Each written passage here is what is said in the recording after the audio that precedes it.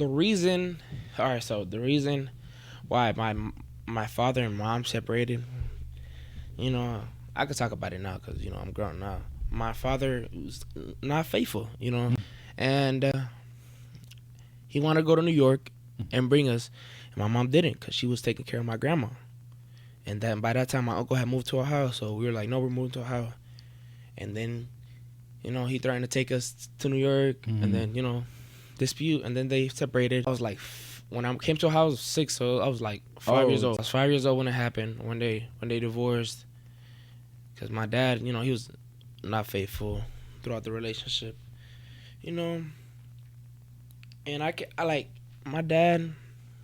I thank God now because he serves Christ now, but back then it was just heartbreaking because without me and my sister knowing it, like we met the person, you know what I mean, that he was unfaithful with my mom with. So it was crazy, but when that happened, when they both slipped, and my uncle came to Ohio, my grandma wanted to come too, so my mom took the decision to come with her.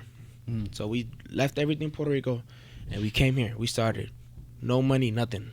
That's why also stuff like everything started adding up. We was walking around for a whole year, no car, walking around everywhere to school, everywhere. You get to that age where I feel like the teenager years, like the high school years, you start to like the things that happened to you when you were a kid. It's built up so much to where it affects your character. You're 5 years old. Maybe you haven't even fully processed everything that's happening with the parents, and like the weight of it kind of slaps you all at once. And I'm glad that you touched on all that stuff, bro, because what happens is there's a lot of young men out there that had that similar story, and even like years later, you didn't fully realize like how much it affected you spiritually. And that's the type of stuff that you got to pray about and fast over, because what the enemy tries to do is like piggyback on stuff that happens in life, right? With Joseph, all of his brothers were jealous of him and literally sold him, tried to kill him, sell him into slavery. And God is the only one that could take those bad circumstances and flip them into something good, versus what the enemy does. Oh, your mom was this way and your dad was that way, and now what do you want to do about it? The negativity, all that stuff kind of like seeps in.